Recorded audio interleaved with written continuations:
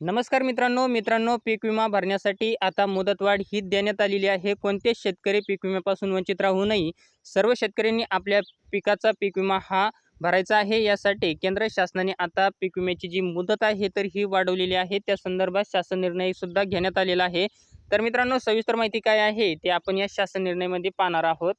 मित्रांनो, आपण येथे पाहू शकता, प्रधानमंत्री पीक विमा योजनेअंतर्गत खरीप हंगाम 2024 मध्ये शेतकऱ्यांना ऑनलाईन विमा अर्ज भरण्यास दिनांक 31/7/2024 पर्यंत मुदतवाढ ही देण्याबाबत महाराष्ट्र शासन यांनी दिनांक 15 जुलै 2024 रोजी हा शासन निर्णय घेतलेला आहे। म्हणजे आता आपल्याला 31 जुलैपर्यंत पीक विमा जो आहे तर हा भरता येणार आहे।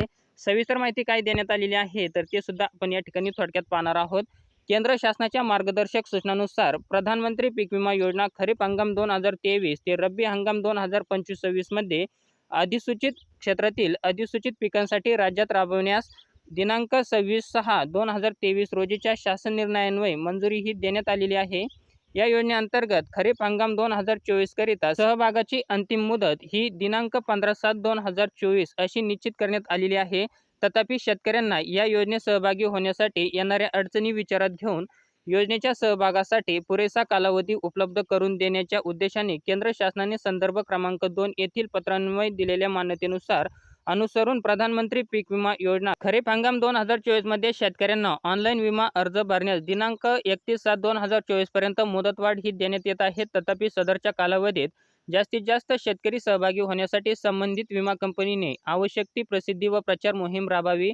तर मित्रांनो, आपण पाहू शकता, आता आपल्याला पीक विमा भरण्यासाठी 15 जुलै ही तारीख देण्यात आलेली होती। तर आता यामध्ये आणखी 15 दिवसाची मुदत ही आपल्याला वाढवून देण्यात आलेली आहे। आपला जो पीक विमा आहे तर आपण जर कोणी राहिलेले असेल, जे शेतकरी पीक विमा भरण्यापासून वंचित राहिलेले असेल, तर त्यांनी आपला पीक विमा जो आहे तर तो 31/7 म्हणजे 31 जुलैपर्यंत आपला पीक विमा हा भरून घ्यायचा आहे। तर मित्रांनो, तुमच्यासाठी हा छोटासा व्हिडिओ अतिशय महत्त्वाचा होता।